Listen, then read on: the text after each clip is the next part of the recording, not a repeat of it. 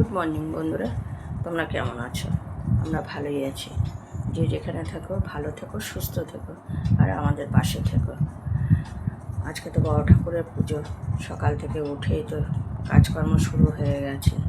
এই এখন আমাদের সাথে একটু কথা বললাম, কথা বলে এখন আমি কাজ শুরু করব। এখন আমি বিছানাটাকে গুছিয়ে নেব। আজকে তো লোকজন আসবে বাড়িতে, পরে না হয়তো একটা চাদর পেতে দেব। আগে এইসব কাজগুলোকে করে নিই, কেননা সারাদিন কাজকর্ম হবে, আবার ধুলোবালি পড়বে। ওর জন্য বিকেলবেলায় একবারে চাদর করে পাতবো আর কি। এই মশারিগুলো খুব ভালো, এগুলো কাচা ধোয়া করতেও সুবিধা, তারপরে খুব ভালো হাওয়া লাগে। ওই আমরা যখন ছোট ছিলাম তখন দেখতাম যে আমার দিদিমারা ওই সুতির চাদরগুলোকে ব্যবহার করতো।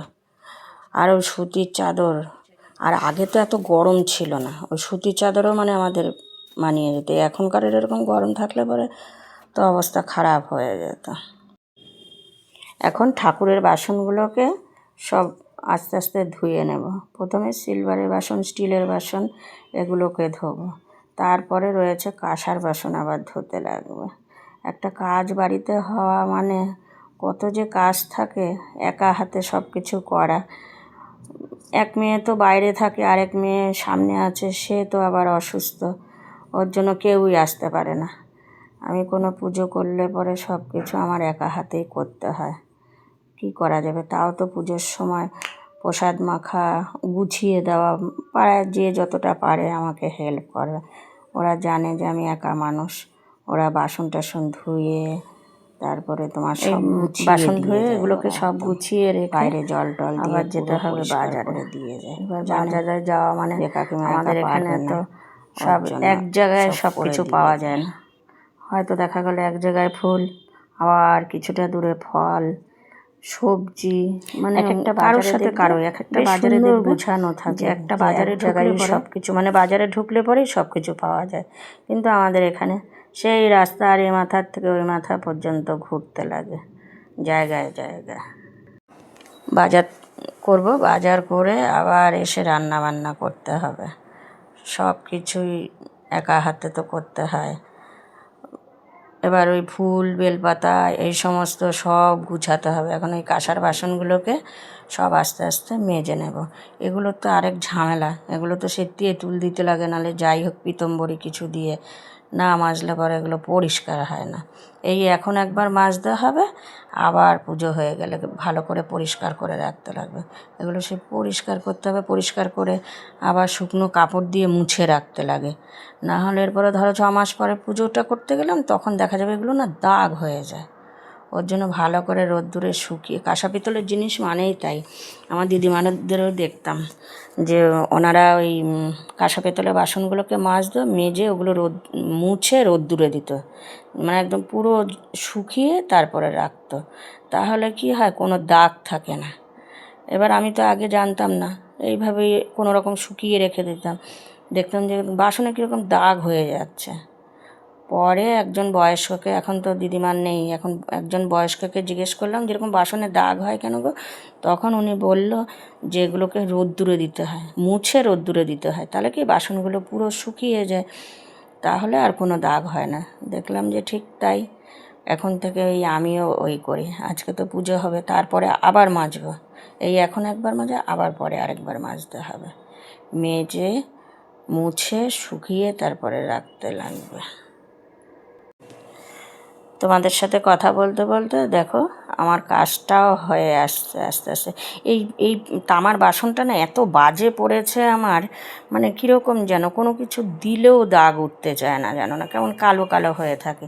এক একটা বাসন তামা এরকমই বাজে পড়ে। ঠাকুর ঘরের কী অবস্থা, এখন এগুলোকে সব গুছাতে হবে। এই দেখো, এই যে সব সব গুছিয়ে রাখতে হবে।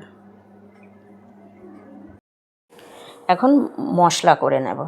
আজকে রান্না হবে তো আলু পেঁপের তরকারি, ওর জন্য আর কি আজকে কাঁচা লঙ্কা দিয়ে করবো। আজকে আর কোনো শুকনো লঙ্কা দেবো না, দেখবে শুকনো লঙ্কার রান্নায় একরকম স্বাদ হয়, কাঁচা লঙ্কার রান্নায় আরেক রকম স্বাদ হয়। এটার মধ্যে আজকে দেবো যে এখন আদা আর কাঁচা লঙ্কাটা বেটে নিয়েছি, তারপরে দেবো তোমার জিরের গুঁড়ো আর ধনের গুঁড়ো দেবো। আমাদের তো ওই একটা বিলেতে ধনে গাছ ছিল, ওই আলু পেঁপের তরকারিতে না একটু ধনে পাতা দিলে পরে খুব স্বাদ হয়। গাছটা না আস্তে আস্তে নষ্ট হয়ে যাচ্ছে, চারা খুঁজছি কিন্তু কোথাও পাচ্ছি না, জানো তো। ওই একটু আছে, ওই কোনো দরকার হলে পরে ওই দু একটা পাতা এনে তরকারির মধ্যে দিয়ে দিই।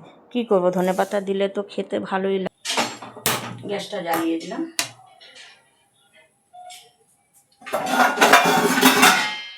কড়াইটা বসিয়ে দিলাম।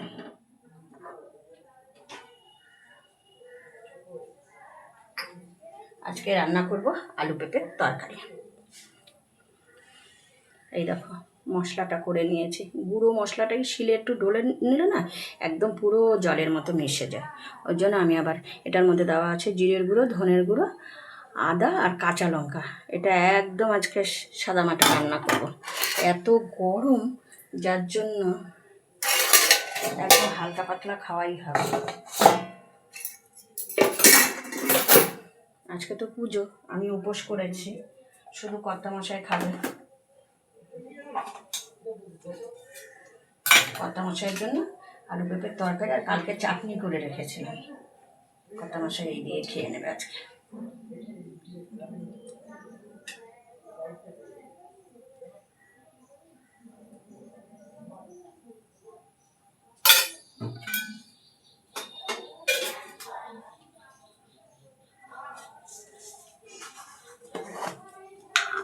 তেলটা গরম হয়ে এসছে, এবার দিয়ে দিলাম সাদা জিরে,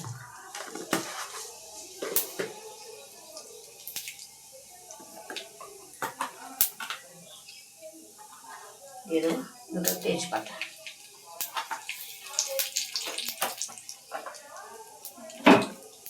চালটা ধুয়ে রেখেছি একবারে। এই যে ভাতও বসিয়ে দেবো, ওটাতে আর বসলাম না, এটা হয়ে গেলে এটাতেই বসিয়ে দেবো।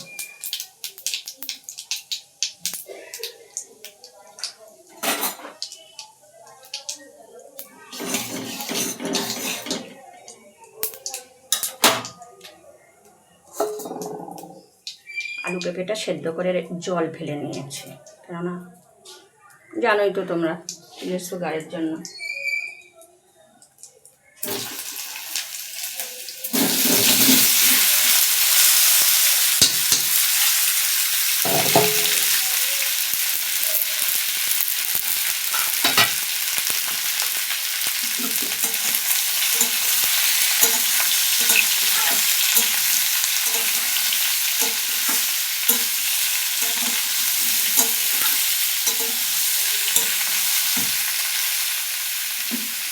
এটাকে ভালো করে কষিয়ে নেব।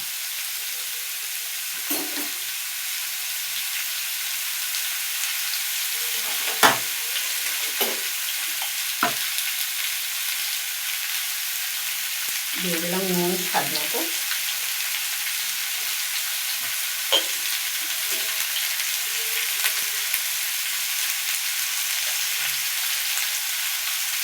দিয়ে দিলাম হলুদ।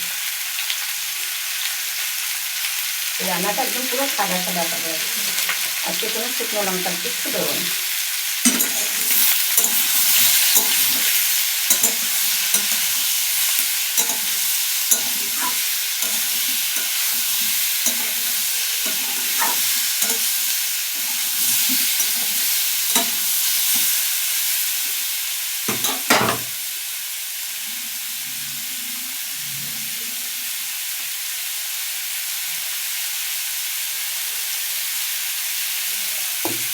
এই যে মশলাটা দিয়ে দেবো।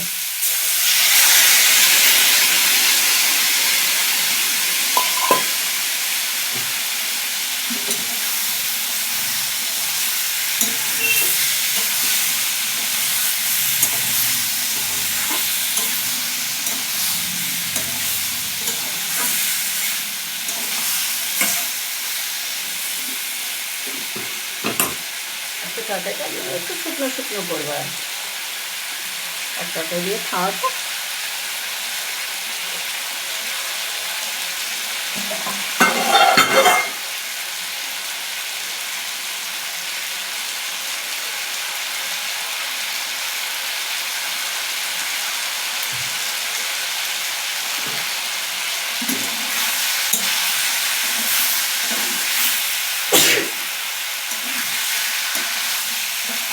লঙ্কাগুলো এত ঝাল, একদম সেই এগুলো কালকে বেলডাঙার লঙ্কা এনেছে।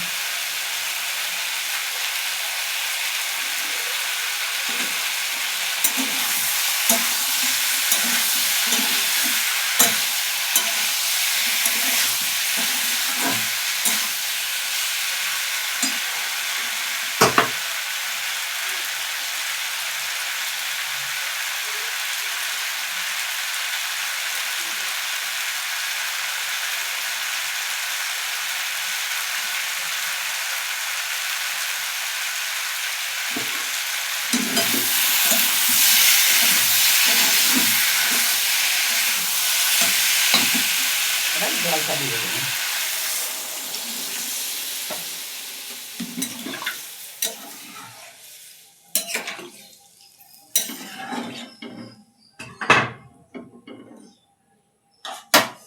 তোমরা যদি পারো প্রত্যেকটা রান্নাতে একটু গরম জল ব্যবহার করবে, কেননা আমার কেটলিটা অনেক দূরে থাকে। আমি এখানে বলতে পারো যে গ্যাস আছে যখন, ওখানে গরম করে নিতে পারি। আর মনেও থাকে না, করাও হয় না, কাঁচা জলে দিয়ে রাখো। রেখে দিলাম, এখন পরে আবার দেখাচ্ছি। পুজো দেওয়া হয়ে গেছে। কর্তামশাইকে খেতে টেতে দিয়ে একটুখানি রেস্ট নিয়েছিলাম। এবার রেস্ট নিয়ে এবার 4টে তো আমাদের জল আসে, আমাদের তো টাইমের জলে সব কাজ করতে হয়।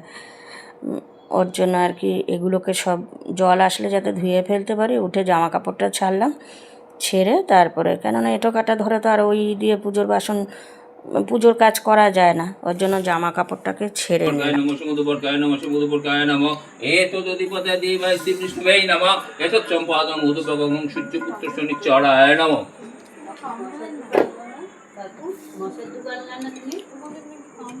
বললাম তো যে ওনারা মশার ধূপ আনতে।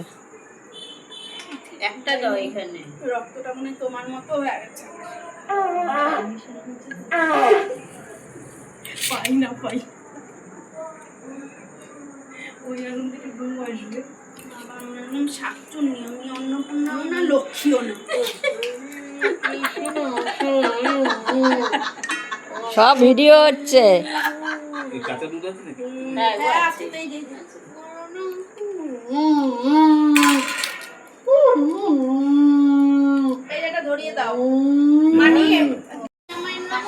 তোমরা তো পুজোর ভিডিওটা দেখতেই পাচ্ছ। ওই ওরা আবার জানতো না যে আমি ভিডিও করি, মানে একটু ওরা তাই বলছিল যে কাকি তুমি আমরা জানতাম যে ভিডিও করো, যার ভাগ্যে শেষে খাবে, সাজুগুজু করে আসতে পারতাম। আমার বিশ্বাসে আমি, ওদের বিশ্বাসে ওরা করছিল। আজকে ভিডিওটা এই পর্যন্ত। সবাই তোমরা ভালো থেকো, সুস্থ থেকো, আর আমাদের পাশে থেকো।